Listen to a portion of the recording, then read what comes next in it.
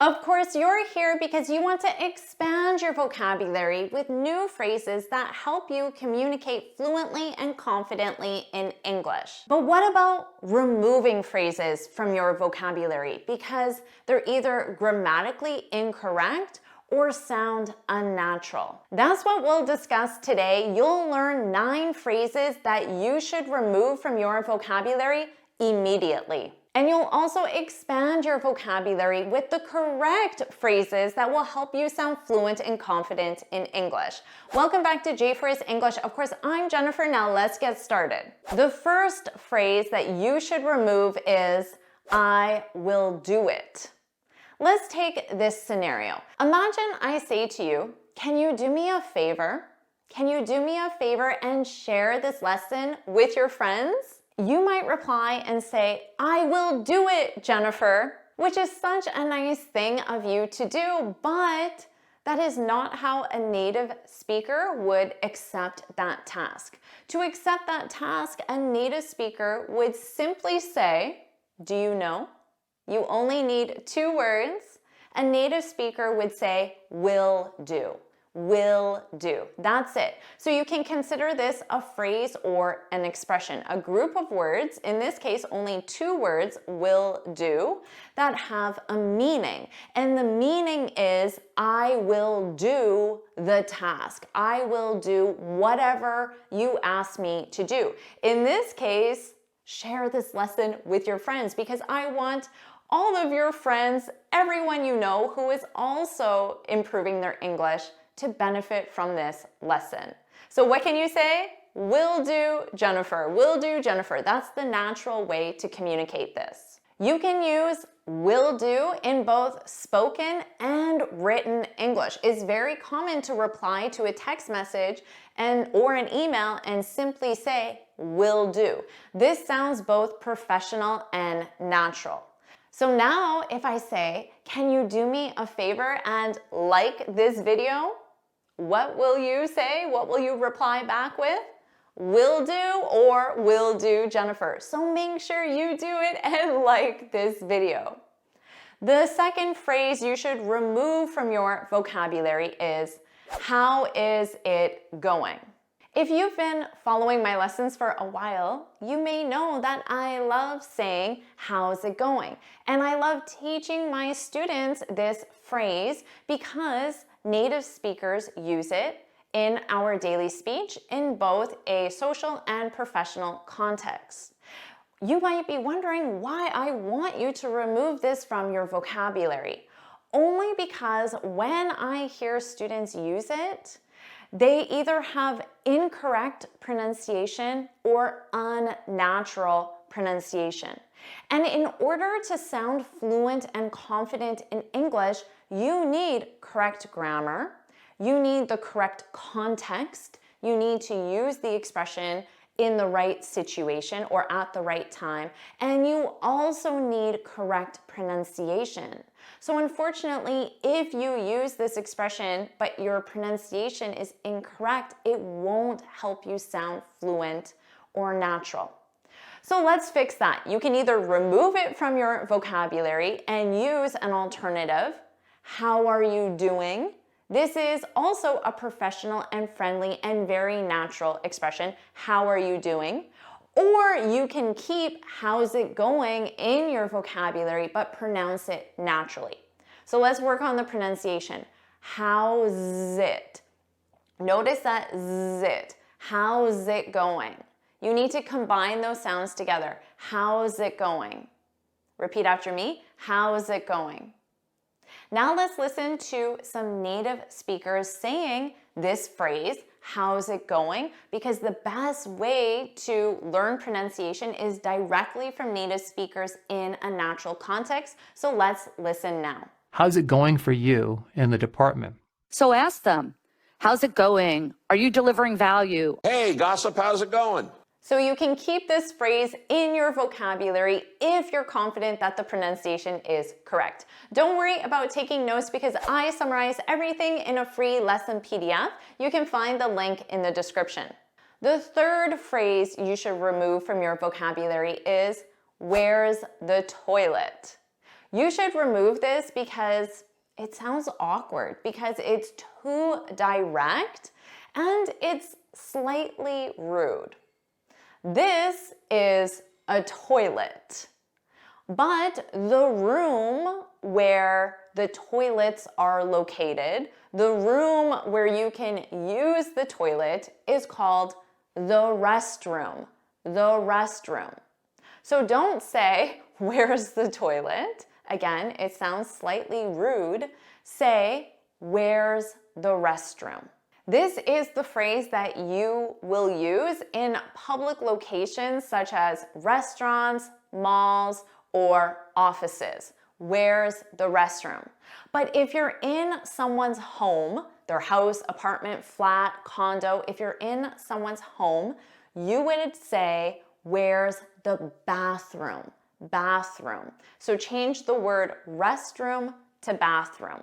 But if you are shopping for toilets, you want to buy a new toilet and you're in a store, you can say, where are the toilets? The fourth phrase to remove is, the movie is bored. Do you know why you should remove this? It's the incorrect adjective choice. To be bored, the movie is bored. To be bored is a feeling of a lack of interest, a lack of engagement. But a movie cannot have a feeling. People can have feelings. So you can say, I'm bored. I'm bored. The adjective choice for the movie would be boring. To be boring with an ing. This is to describe something or someone that isn't interesting or engaging. So you can say, I'm bored. I have the feeling because the movie is boring. The movie is boring. Let's try this one. The class was so... What do you need? The class was so boring. Again, you can say she's bored. She has the feeling. She's bored because the class is boring. So remember, bored with an ed. Bored is a feeling or state. Boring with an ing. Boring is what causes the feeling or state. Hopefully this isn't the feeling you have now. Hopefully you aren't thinking to yourself, I'm bored. So what's the opposite? You could say, I'm engaged. I'm engaged. Put that in the comments. I'm engaged because this lesson is engaging. You got it. Number 5, I went to home. You should remove this from your vocabulary immediately because it's incorrect sentence structure. The correct sentence structure is, I went home. You don't use the preposition to. But if you said, I went to her home, his home, John's home, Jennifer's home, you need that preposition to. You cannot say, I went her home. It sounds incorrect. You have to say, I went to her home. So use to except when it's your home. I went home. It's your home. Number 6, she goes to the work at 9 a.m. You should remove this from your vocabulary immediately because, again, it's incorrect sentence structure. She goes to work, not to the work, but yes, you need the preposition to. You go to a location, except if it's your home. She goes to work at 9 a.m. Omit the before routine nouns, such as work, home, school, and church. Let's look at this. She goes to university.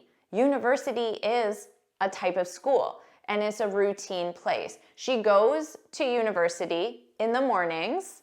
She goes to work in the afternoons, And she goes to church in the evenings.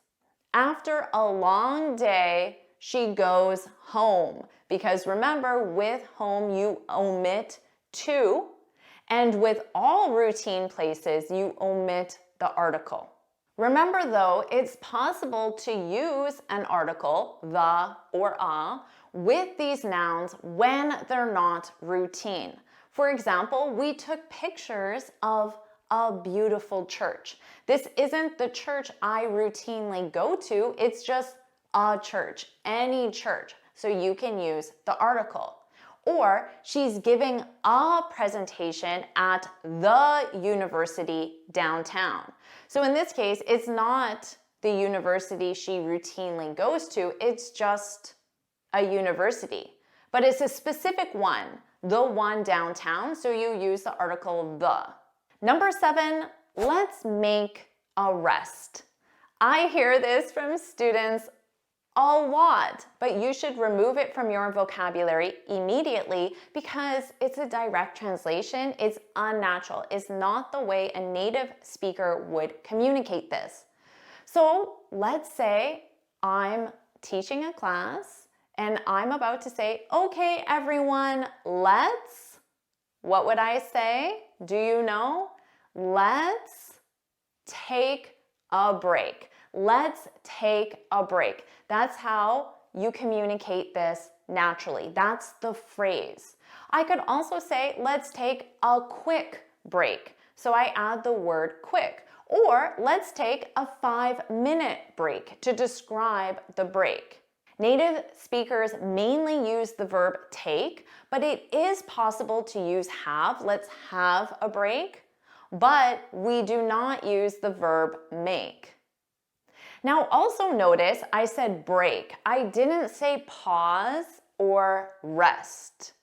To take a break. This is to have a short period of rest from an activity. Now I might say, I'm tired. I need to rest.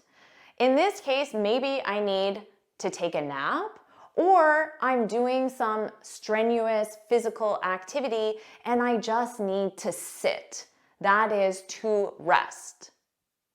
Or I could say, let's pause the movie, which means temporarily stop. You may pause this video to use what? The bathroom, not the toilet, the bathroom. You may pause this lesson to use the bathroom. And also notice to rest, to pause, those are verbs. But a break is a noun and it's take a break, or less commonly but still acceptable, have a break. Make is not used. Number 8, every morning I walk with my dog. You should remove this from your vocabulary immediately because it's an awkward direct translation. You can grammatically walk with someone or something. This means to accompany, and it's more for companionship purposes, to spend time with each other. You can also walk someone or walk something, and this is to show that you have responsibility for this task. For example, I walk my kids to school. I'm responsible for this task, for making sure my kids get to school safely. I walk my kids to school. I walked my grandmother to the store. So I walk someone. I walked my grandmother. I had responsibility for this task because my grandmother is elderly and needs support. But if I say I walked with my grandmother to the store, this sounds more like companionship purpose. We wanted to spend quality time together. And that's why you should remove I walk with my dog, because that isn't the purpose. Companionship isn't the purpose. A native speaker would say, every morning I walk my dog because I have responsibility for that task. Every morning I walk my dog. You can also say, every morning I take my dog for a walk. And for companionship purposes, I would say every morning I go for a walk with my husband. Or every morning my husband and I go for a walk. So to go for a walk is for the purpose of leisure or exercise. It's not simply to reach a destination. Number 9, thanks you teacher for help me. I hear this a lot, but it's grammatically incorrect, and that's why you should remove it from your vocabulary immediately. There are 2 correct forms. You can say thanks teacher with an S or thank you teacher without an S. Those are the correct forms. Thank teacher is incorrect. Thanks you teacher is incorrect. Thanks teacher for helping me. You need to say for helping me. You could also say thanks teacher for your help, because for is a preposition and you need a gerund verb, the verb in ing, or you can use a noun, your help. That's a something, that's a noun. So to remember that and to show your appreciation for the help I provided, put thanks Jennifer, and make sure you have that S, or say thank you Jennifer and don't use an S. Put one of those options in the comments. And if you like this lesson and you want me to keep sharing more phrases that you need to correct or change, put yes, yes in the comments below. And of course, make sure you like this lesson. Remember, you already said will do, Jennifer, so like this lesson, share it with your friends, and subscribe so you're notified every time I post a new lesson. And you can get this free speaking guide where I share 6 tips on how to speak English fluently and confidently. You can click here to download it or look for the link in the description. And here are 12 more words you should remove from your vocabulary. Make sure you watch it immediately.